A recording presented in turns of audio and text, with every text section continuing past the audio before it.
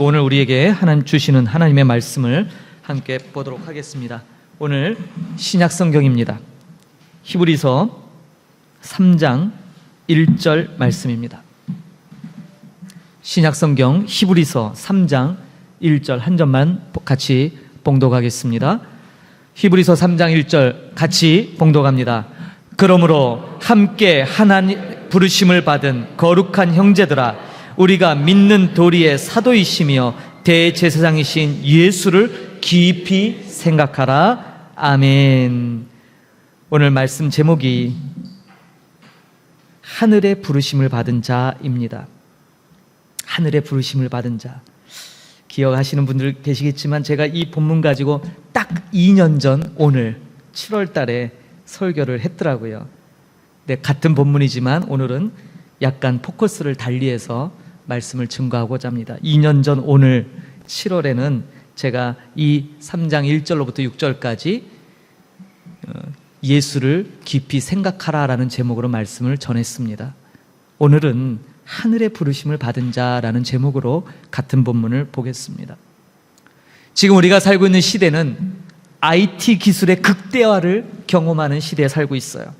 여러분들의 손 안에 있는 그 작은 컴퓨터, 그 작은 핸드폰으로 모든 정보를 단 몇 초면, 몇 번만 눌러보면 다 정보가 쏟아져 나옵니다. 이런 시대에 조금만 누르면 정보를 다 얻는 시대에 무언가를 깊이 생각한다는 것 자체가 사실은 이 시대의 코드와 별로 맞지 않는 것 같아요. 뭘 생각해요? 누르면 나오는데, 그렇지 않습니까? 예전처럼 사고하는 능력은 떨어질지 모르지만 지금은 더 빠르게, 더 많은 지식에 접근할 수 있는 통로들이 우리에게 주어져 있죠. 그렇다면 오늘 사도 바울이 2000년 전에 던졌던 이 화두, 예수를 깊이 생각하라, 또 서두에 나오는 하늘의 부르심을 받은 형제들이 가리킨 바는 과연 무엇일까라는 것을 생각하지 말고 눌러야 되는데, 이거 성경책은 누를 수가 없잖아요. 근데 여러분 그거 아시나요? 성경도요 각각의 키워드들이 있어요. 성경에도 키워드 단어가 있어서 그 단어를 집중하면 놀랍게도 우리가 원하는 명확한 정보를 얻을 수 있습니다. 그래서 사실 성경도 약간은 오늘날 이 디지털 세대의 방식으로 접근하면 또 새로운 방법으로 읽어낼 수가 있는 것이죠. 오늘 히브리서 기자는, 바울이라고 제가 자꾸 그러네요. 히브리서 기자는 오늘 말씀을 통해 예수님을 깊이 묵상하는데 왜 묵상해야 되는가에 대한 전제 조건으로 저와 여러분이 하늘의 부르심을 받은 형제이기 때문에 예수님을 묵상해야 된다는 거예요. 굉장히 밀접한 상관관계가 있다라는 거예요.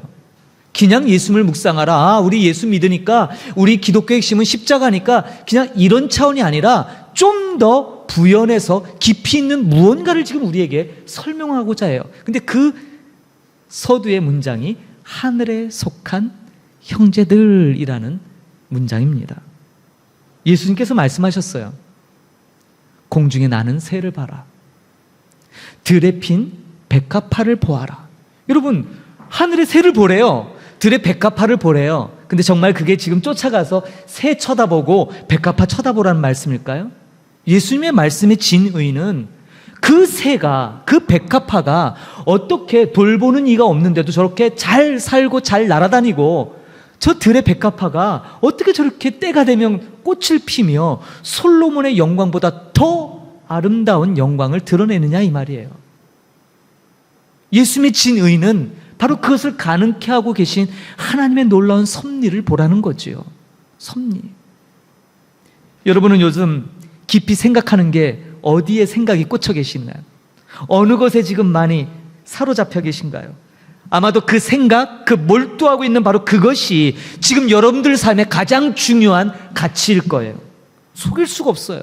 내가 가장 중요하게 여기고 관심 갖는 것, 거기에 몰두하고 있지요. 여러분, 오늘 우리가 히브리서 3장을 보는데 우리가 앞에 읽지는 않았어도 히브리서 1장, 2장에서 강조하는 내용은 이런 거예요. 우리를 위해서 친히 구속주가 되신 예수 그리스도, 그 예수님의 생애에 대해서 많은 말씀을 사도들 통해 줬는데 1장, 2장에서 강조하는 게 뭐냐면 여러분들이 수많은 복음의 말씀을 들었는데 그 들은 것에 유념해라 이 말이에요. 유념해라. 다시 한번 깊이 새겨서 마음에 새기라는 거예요. 그러면 왜 그렇게 들은 말씀을 듣지만 말고 마음에 새기며 그렇게 해야 되는 이유가 뭔가? 이유가 있어야 되잖아요. 그 이유가 히브리서 2장에 뭐라고 하냐면 떠내려가지 않기 위해서예요. 떠내려가지 않기 위해서. 어디에 떠내려가지 않냐? 세상이라는 거대한 물결에 떠내려가지 않기 위해서 들은 말씀, 다시 말해서 복음을 굳건히 붙들라라는 거예요. 그래서 예수님, 우리의 복음의 핵심은 예수님께 단단히 줄을 묶어서 고정시켜서 흔들리거나 요동치지 말고 거센 세상의 조류가 휩쓸려도 굳건히 견딜 수 있도록 그렇게 닻을 깊이 내리라라는 것이 2장까지의 말씀이에요. 근데 여러분, 예수님을 깊이 생각하라 그러면 여러분에게는 어떤 의미로 다가올까요? 어떤 의미로 다가오시나요? 깊이 생각하라? 생각하고 또 생각 이건가요?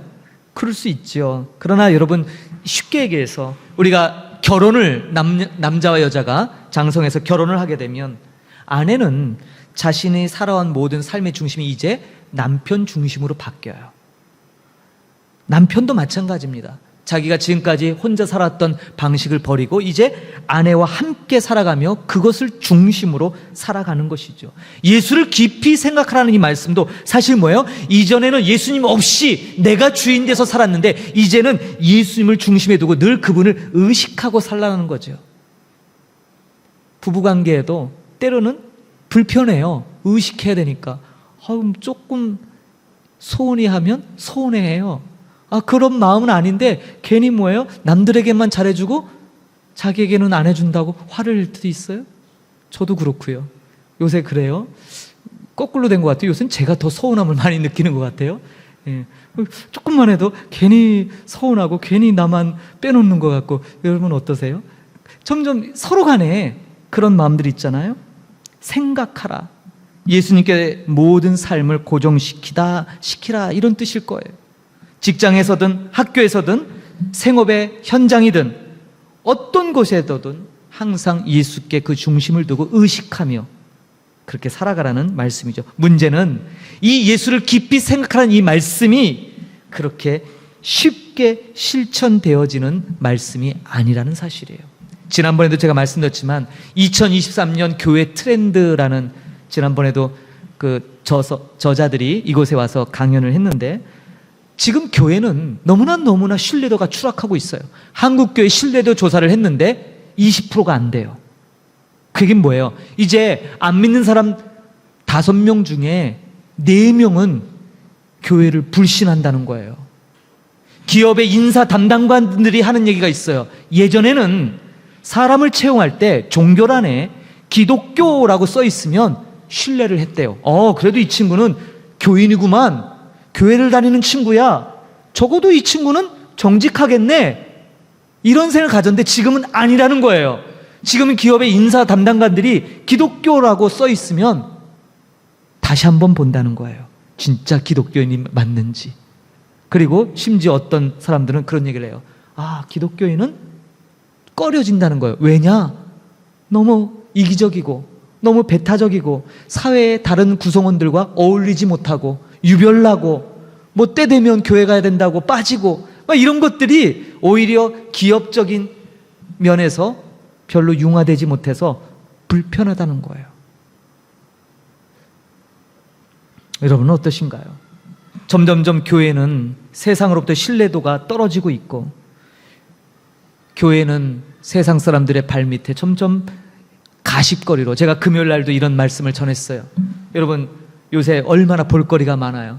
근데 그거 아시잖아요. 볼거리 중에 유명한 드라마들을 보니까 뭐예요? 목사님의 딸이 마약 중독자예요. 동료 친구를 폭력하는 학교 폭력 가해자예요. 또 어떤 드라마를 보면 목사님이 마약을 유통해요. 성도들을 끌고 가서 착취하고 돈이 되는 일이라면 서슴지 않고 살인을 저지르는 그런 무자비한 모습으로 그려져요. 이게 지금 현실 아닌가요? 그런데 누구도 이렇게 교회, 심지어 목사님 내지는 교회 중직과 관련된 것들이 세상 드라마의 가십거리로 전락되고 있는데도 누구 하나 뭐예요? 문제 제기를 안 해요. 우리 믿는 자들도 혀를 차며 왜 그럴까요? 전에는 이런 거 오면 이게 말이 돼? 이게 어떻게 드라마 소재가 돼? 이래야 되는데 이제는 뭐예요? 슬그머니 수긍하는 분위기예요. 여러분, 제가 마약을 유통합니까? 어떻게 생각하세요? 제가 캄보디아에서 제가 그런다면 여러분 어떻게 생각하실 거예요? 예? 수리남이 아니라 푸놈펜 이래갖고 제가 주인공이라면, 예? 거기에는 전요한 목사라는 사람이 나오는데 이 김정빈 목사가 마약을 유통하는 그런 사람이면 상상할 수 없잖아요. 상상이 되시나요 혹시? 상상하지 마세요. 큰일 나요.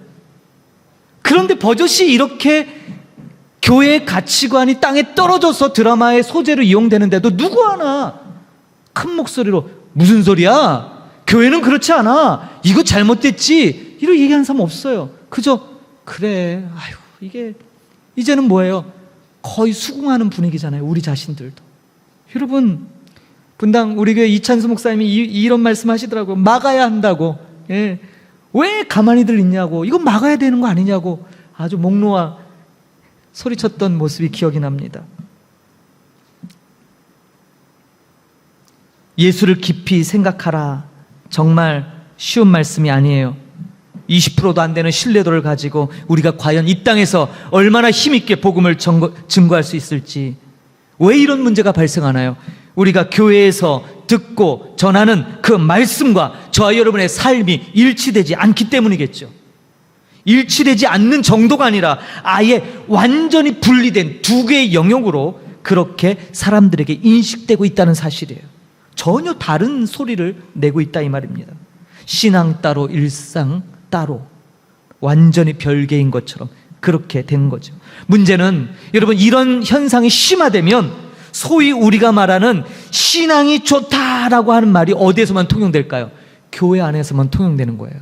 아까 인사 담당자 얘기처럼 신앙 좋다라는 게 이제 세상에서는 아무 무가치한 거예요. 교회 안에서만 신앙 좋네 쓰여지는 그런 말이 되고 말죠. 세상과 동떨어진 우리들만의 리그, 우리들만의 잔치가 되어버린다 이 말이에요. 세상으로부터 외면받는 교회, 동떨어진 교회가 이렇게 만들어지는 겁니다. 우리 크리스찬들은 세상 속으로 스며 들어가서 그곳에서 빛과 소금의 역할을 감당해야 되는데 오히려 역전돼서 아예 독자적으로 고립되고 단절되고 소통하지 못하는 그러한 이상한 단체로 점차 교회가 변질되고 있다는 사실이에요. 심지어 같은 믿는 사람들끼리도 서로 나뉘어지고 분열합니다. 오늘 본문의 말씀처럼 저와 여러분의 정체성은 하늘의 부르심을 받은 자들인데 우리는 하늘의 부르심, 하늘의 소리에는 관심이 없고 땅의 소리에 더 관심이 많지요. 땅의 소리에. 오늘 제목 앞에 하늘의 부르심을 받은 형제들 앞에 수식어가 하나 붙죠?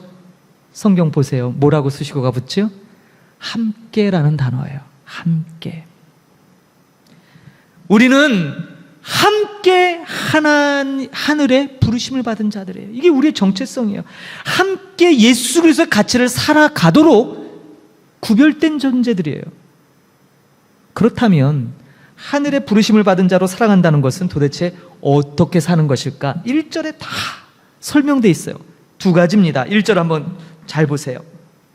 예수님을 깊이 생각하라는데 깊이 생각하는 방법 두 가지를 단어를 통해 설명해요. 제가 아까 그 키워드라고 그랬잖아요. 성경을 읽을 때 요새 디지털식으로 성경을 읽어내면 성경의 중요한 단어 키워드를 누르면 정확한 의미들이 나온단 말이에요. 두 단어, 첫 번째가 바로 사도라는 단어입니다. 두 번째 단어가 대제사장이라는 단어예요. 사도라는 뜻은 뭘까요? 사도라는 것은 보냄을 받은 자라는 뜻이에요. 보냄을 받은 자. 대제사장은요, 대제사장은 원문 그대로 하나님과 우리 사이에 다리를 놓는 존재예요. 라틴어로 폰티텍스라고 부르지요. 한국에도 이 그룹이 있잖아요. 다리를 놓는 사람들. 예, 제사장의 어원은 하나님과 세상을 중보하는 중간자, 다리를 놓는 역할이에요. 그러니까 사도는 보냄을 받은 자고요. 대제사장, 하나님과 인간 사이의 중보자, 그 뜻이에요. 바로 이 뜻을 비춰볼 때, 사도의 뜻으로 볼 때 하나님께로부터 보냄을 받은 예수님을 우리가 생각한다면 십자가가 갖고 있는 이 핵심 가치는 단순히 고통, 고난이 우선되는 것이 아니라 진정한 십자가의 의미는 아버지의 보내심에 기꺼이 예수님께서 순종하신, 사도로서 순종하신 의미가 부각되는 거예요. 순종이에요. 그래서 십자가는 저와 여러분의 죄를 대속하기 위해 지신 그 사건 이전에 예수님께서 먼저 자기를 보내신 아버지께 완전하게 순종하는 그러한 순종의 의미를 보여주는 것이 바로 십자가이고, 그것이 사도로서 십자가를 해석하는 의미일 거예요. 그런데 오늘 본문은 바로 저와 여러분이 그러한 하늘의 부르심을 받았다라고 말씀해요. 하늘의 부르심. 여러분, 부르심 그럼 뭐가 생각나시나요? 전에도 한번 제가 이 예를 들었는데, 부르심 그러면요, 이게 사실은 군대 용어예요. 부르심. 여러분, 군대 자대 배치할 때, 자대 배치하면 어떻게 합니까? 신고를 해야 되잖아요. 그래서 뭐예요? 누구누구는 몇 년 몇 월 몇 시에 어디로, 자대 어디로 배치받았음을 명받았습니다. 그러고 신고식을 하거든요. 이 말은 이제 내 뜻대로 나의 법, 내가 살아온 방식이 아닌 군대에서 정한 규칙, 규율, 그것을 통제받아 움직입니다. 이것이 바로 부르심 받았다는 뜻이에요. 부르심을 받았다는 것은 더 이상 내가 계획하고 내가 통제하고 내가 좌지우지하는 것이 아니라 나를 부르신 이의 그 목적대로, 군대로 따지자면 군대법, 군대의 그 규율, 그것에 통제받아 그것대로 움직이는 것을 부르심받았다, 명받았다라고 이야기하는 것입니다. 나를 부르신 이의 원칙과 규율에 나의 모든 일거수일투족이 맞춰지는 거죠. 자, 그렇다면 예수님도 그러셨을까요? 예. 여러분, 복음서를 가만히 보시면 예수님의 인생 전체를 볼 때 늘 강조되는 문구가 있어요. 그건 뭐냐면, 이는 성경에 이른 말씀을 응하게 하려 하심이라 라는 문구예요.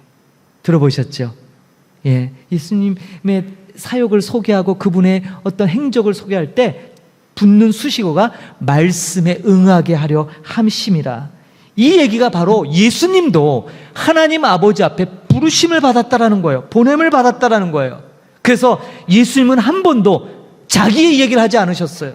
당신의 뜻을 보이지 않았어요. 자기의 어떤 계획을 이루기 위해서 행하신 것이 아니라 오직 아버지의 뜻, 나를 이 땅에 보내신 하나님의 뜻만을 전하는 데 집중하셨죠. 크게 부르심 받은, 보냄을 받은 자의 모습이었어요. 그러한 주님이 저와 여러분을 뭐라고 부르냐면 형제라고 부르세요. 형제, 동등하게 여긴다는 거예요. 형제. 그래서 우리의 말씀도 예수님처럼 우리의 삶도 말씀이 응하는 삶, 그렇게 우리도 살아가야 하는 것이죠. 그것이 바로 하늘의 부르심을 받은 자들의 삶의 원리입니다. 문제는 우리에게 그렇게 살 능력이 너무 없다는 데 있죠. 우리에게. 그래서 히브리서는 뭐라고 얘기해요? 그 능력, 너의 능력, 당신의 능력이 아니라 예수님의 능력을, 그래서 뭐예요? 붙잡으라는 거예요. 그것이 예수를 깊이 생각하라 라는 말씀의 진짜 의미입니다. 바울은 늘 복음의 빚진 자로 자기를 인식했어요. 심지어 더 나가서 나는 복음을 부끄러워하지 않습니다라고 말했어요. 왜 이런 말을 했을까요? 왜 복음을 부끄러워한다고 했을까요? 바울이 전하는 복음, 예수님 당시에 이 바울 사도가 복음을 전했던 당시에 이 로마 제국 가운데 가장 수치스러운 형벌이 십자가 형벌이었기 때문이에요. 여러분이 아시는 십자가 형벌은 예수님이 두 팔을 벌리셔서 십자가에 못 박히셔서 피를 흘리고 이렇게 살짝 옷을 살짝 걸치고 있잖아요. 천만에요. 십자가형은요 완전 나체예요. 몸에 뭘 걸치지 않아요. 완전히 다 벌거벗은 뒤에 모진 채찍질과 더불어 못으로 고정하는 거예요. 그 자체가 수치예요. 모든 걸 다 드러내고 그 살이 여기저기 터진 그 흉측한 몰골을 모든 사람 앞에 보여야 되는 거예요.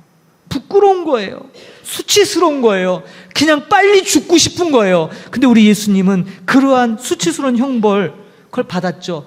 일반적인 관념에서 볼 때 십자가는 너무 수치스럽고 부끄러운 형벌이에요. 그런데 바울은 그것을 도려 뭐예요? 나는 그 십자가가 부끄럽지 않습니다 고백한 거예요. 수치스럽지 않다라는 거예요. 왜요? 그 부끄러움, 그 수치, 예수님이 당하신 그 수치와 부끄러움 때문에 내가 오늘 영원한 생명을 얻었다라고 항변해요. 그리고 그 복음을 받은 자만이 그 십자가의 가치가 다르게 보인다라는 거예요. 여러분, 우리가 이 세상에서 달라질 수 있는 건 바로 예수 그리스도의 가치 때문에 달라지는 줄 믿습니다. 그것으로 우리가 구별되는 거예요. 그 가치로 구별되는 거예요. 다른 게 구별되는 게 아니라. 그래서 바울은 내가 복음을 부끄러워하지 않노라, 이것이 여러분의 고백이 되기를 원합니다라고 그렇게 이야기했던 것이죠. 사랑하는 성도 여러분, 우리는 오늘 본문 말씀처럼 하늘의 부르심을 받은 자들이에요. 이 말씀은 그냥 관념적으로 사색적인 표현이 아니라 굉장히 실질적이고 구체적이고 우리의 삶을 어떻게 살아가야 되는지 가장 중요한 신앙의 핵심 가치를 설명해 주는 문구예요. 예수님처럼 저와 여러분도 이 세상 가운데 사도로, 제사장으로 그렇게 보냄을 받은 것이 저와 여러분의 정체성이다 이 말이에요. 이 가치는 어떻게 해요? 하늘의 부르심을 받았는데 어떻게 해요? 함께 이 가치를 만들어 나가는 거예요. 혼자만 뛰는 게 아니라 함께. 그래서 저와 여러분을 이 교회 공동체로 부르신 거예요. 그래서 교회가 중요한 거예요. 교회는 어떤 순간에도 그 가치가 훼손되지 않아요. 우리의 잘잘못, 우리의 추한 모습 때문에 교회가 욕을 먹는 건 이 세상의 관점이죠. 교회는 숭고한 곳이에요. 그 어떤 것으로도 바꿀 수 없는 진리가 담겨져 있기 때문이에요. 그 가치. 지금 세상은 모든 가치가 흔들리고 새로운 가치들로 개편되는 시기입니다. 더 이상 예전으로 돌아갈 수 없어요. 우리가 코로나도 경험해 봤잖아요. 이런 때 우리에게 주신 이 하늘의 부르심을 받은 자라는 말씀이 여러분 마음에 다시 한번 깊게 새겨지기를 주의 이름으로 축원합니다. 새겨지셔야 돼요.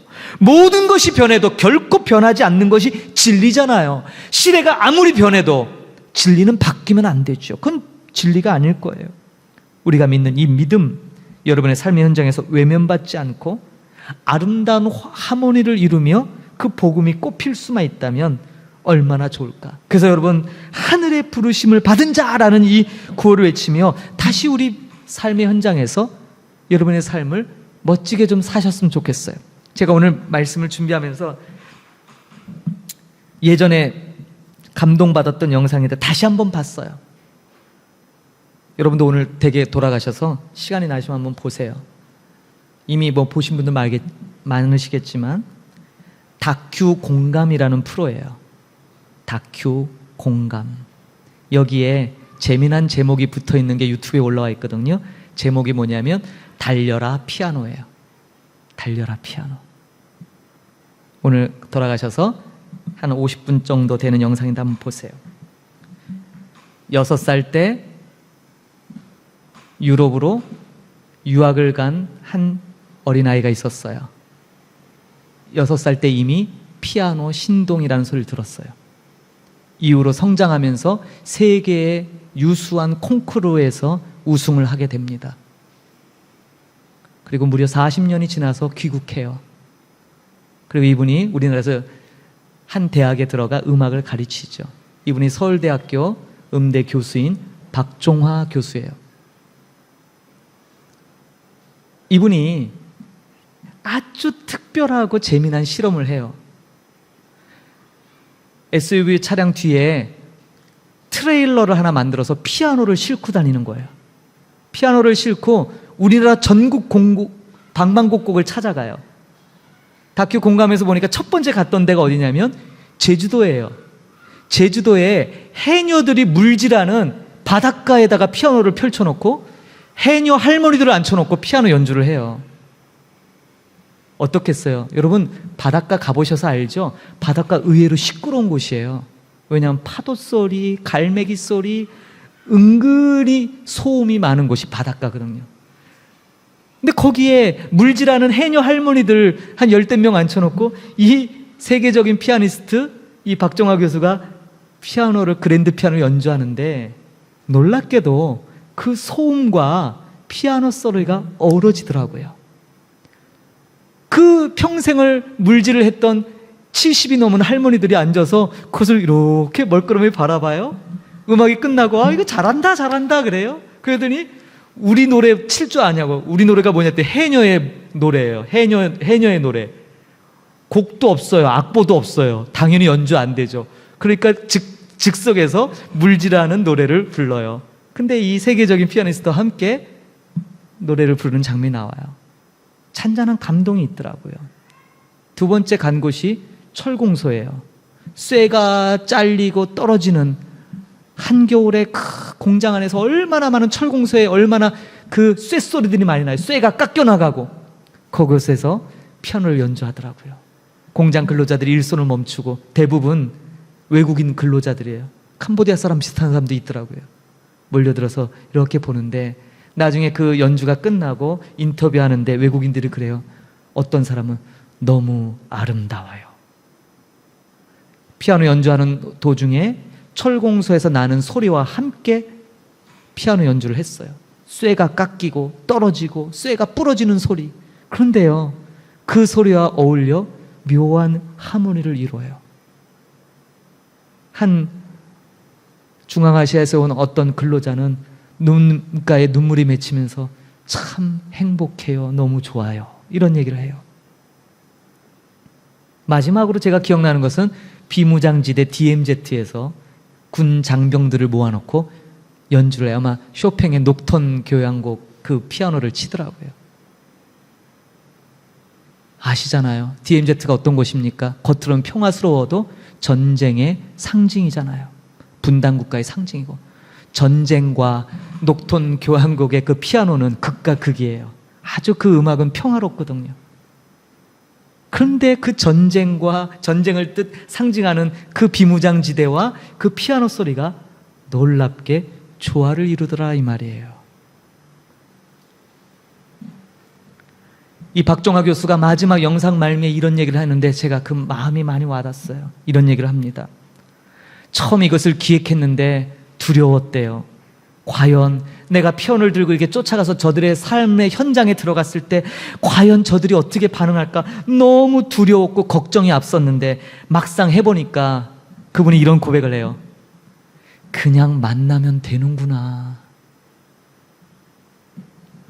두려워할 게 아니라 그냥 가서 함께하면 되는구나.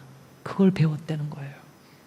삶의 현장에 피아노가 웬 말이냐 싶은데 피아노 갖고 들어가니까 아무도 그것을 배척하지 않더라 이 말이에요. 여러분, 저는 오늘 말씀을 마치면서 동일한 말씀을 드리고 싶어요.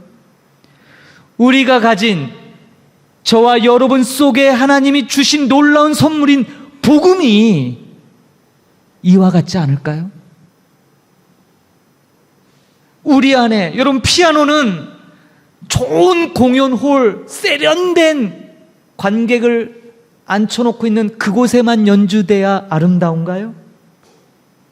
다큐 공감 그 피아노, 달리는 피아노, 거기에 나온 그 피아노는요, 정말 관객이라 봐야 10명 근로자들 그 삶 현장에서 연주되지만 나레이터의 설명처럼 이 세상에서 가장 아름다운 하모니를 선사했어요. 저와 여러분이 갖고 있는 복음이 최소한 그거보단 낫지 않을까요? 이곳에서 우리가 아름답게 지금 찬양을 했잖아요. 얼마나 좋아요. 감미롭고 정말 은혜롭고. 그런데 그 찬양의 소리가, 그 복음의 능력이 여러분이 살고 계신 그 현장 속에서 울려 퍼지지 않는다면, 그곳에서 누구도 우리의 소리를 듣지 못한다면 과연 진정한 복음의 능력이 어떻게 이 세상 가운데 전해질까요? 저는 오늘 이 본문을 보면서 하늘의 부르심을 받은 자, 함께 하늘의 부르심을 받은 우리들이 우리의 삶의 현장에서 이러한 하모니의 소리를 내는 것, 적어도 바울은 그렇게 살았던 것 같고요. 성경에 나오는 수많은 위인들은 그렇게 살았던 것 같아요. 여러분, 우리도 그렇게 살 수 있습니다. 우리도 두렵잖아요. 이 복음 외면받을 것 같아요. 이제 세상에서 복음이라는 거 내놓으면 부끄러움 당할 것 같아요. 수치스러울 것 같아요. 사람들이 뭐야, 예수쟁이 아니야? 당신이나 믿으셔, 이런 소리로 배척받을까 두렵지만 막상 들어가니까 아니요, 사람들이 듣고 싶어 했던 거예요. 같이 좀 우리가 내는 잡음들과 그 아름다운 소리가 어우러져서 하모니를 좀 이루고 싶다고 기다리고 있었던 거예요. 여러분, 다시 힘을 내십시오. 다시 복음의 능력을 회복하기를 축원합니다. 다시 여러분의 삶의 현장에, 지난주 믿음의 입증이었는데 오늘 말씀은 여러분의 삶의 현장에 바로 이 복음의 소리가, 이 향기가 다시 울려지기를 소망합니다. 어떻게 해요? 함께 멋지게 주님이 꿈꾸시는 그 나라의 모습대로 여러분의 삶의 현장이, 피아노가 그 삶의 현장에 들어가서 함께 하모니를 이룬 것처럼 여러분이 지닌 복음이 이 세상의 현장에 함께 들어가서 하나님이 기뻐하시는 아름다운 찬양의 하모니가 되기를 소망합니다. 그 여러분들 사명이세요. 여러분들 그렇게 사시는 거예요. 그렇게 살라고 우리를 부르신 겁니다. 부르심이 뭐라고요? 이제 내 뜻대로 하는 게 아니에요. 명받았습니다 라고 선언하는 거예요. 이제는 내 뜻이 아닌 아버지의 뜻대로, 아버지가 주신 그 계명대로 살아보겠습니다. 명받았습니다 라고 외치며 달려나가는 거죠. 그런 삶이 여러분들 삶 속에 다시 재현되고 회복되고 능력이 임하기를 주의 이름으로 축복합니다. 아멘. 같이 우리 고백하겠습니다. 오늘 말씀을 생각하며 부를 찬양은 오직 믿음으로 세상 흔들리고입니다. 이 찬양 같이 찬양하겠습니다.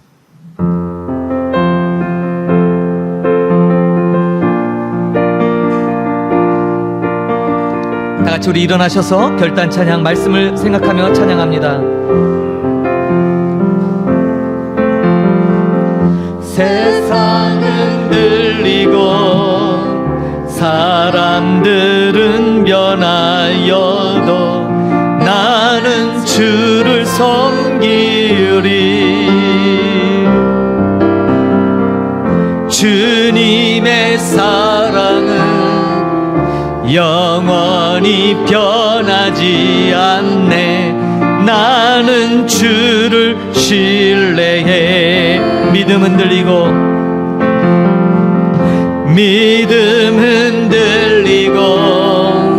사람들 주를 떠나도 나는 주를 섬기리. 주님의 나라는 영원히 쇠하지 않네. 나는 주를 신뢰해. 오직 믿음으로, 오직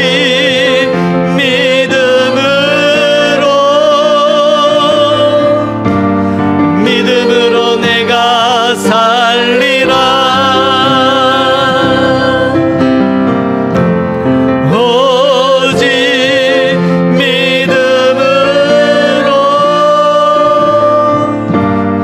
믿음으로 내가 살리라.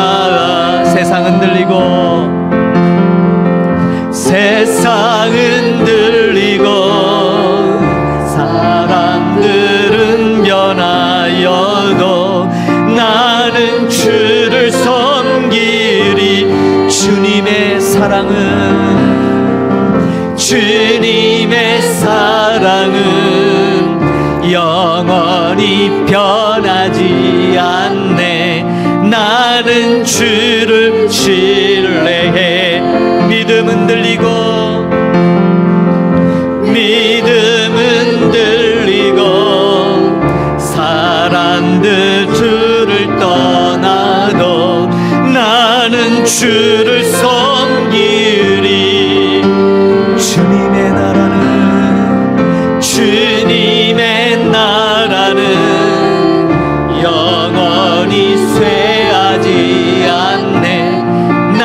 나는 주를 할렐루야. 오직 믿음으로, 오직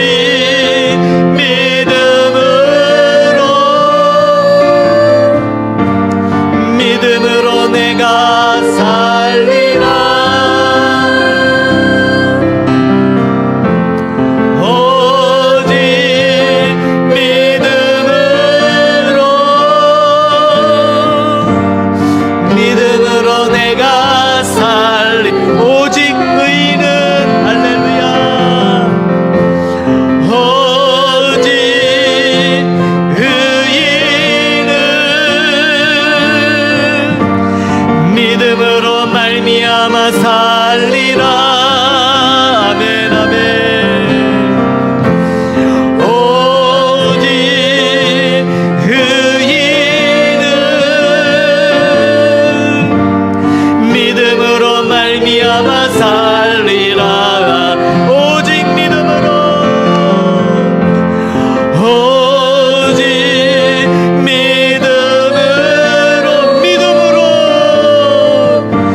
믿음으로 내가 살리라. 오직 믿음으로, 오직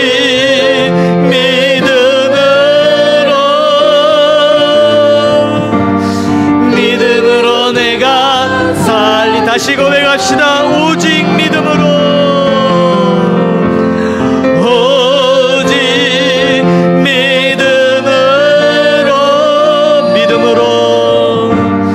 믿음으로 내가 살리라. 아멘. 오직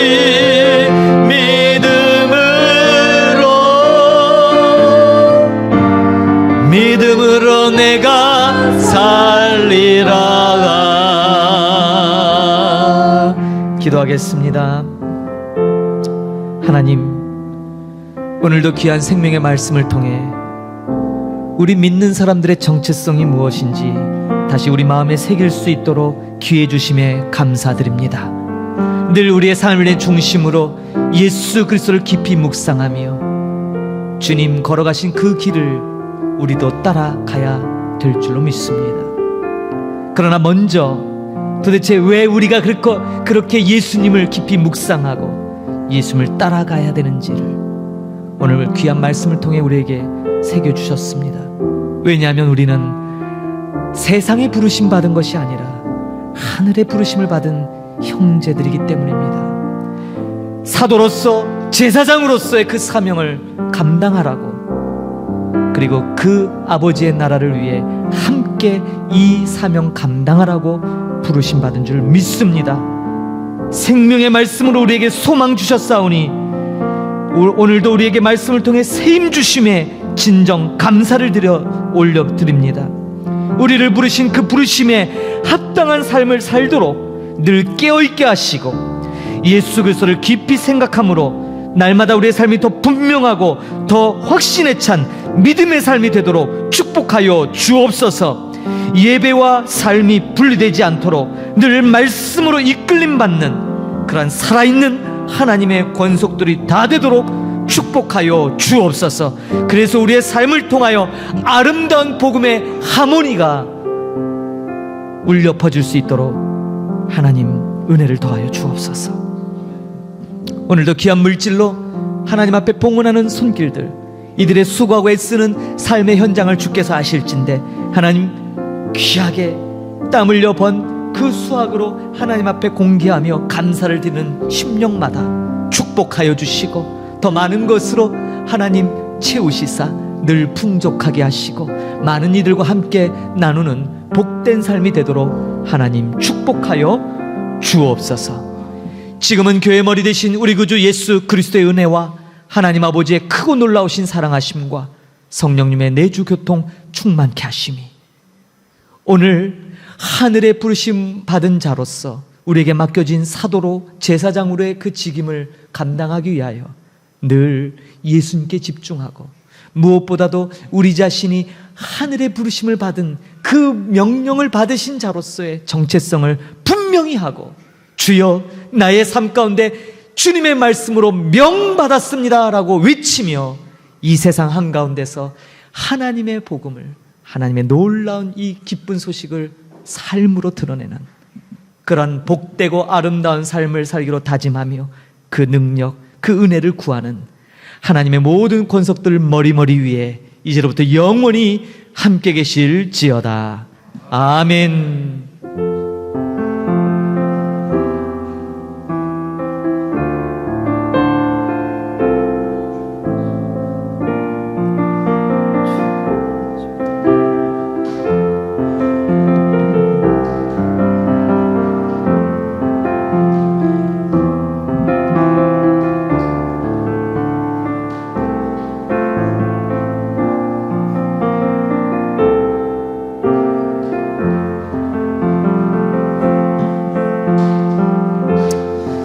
감사합니다. 예배를 모두 마쳤습니다. 한 주간 말씀 의지하여 기쁘고 행복한 삶 되기를 축복합니다.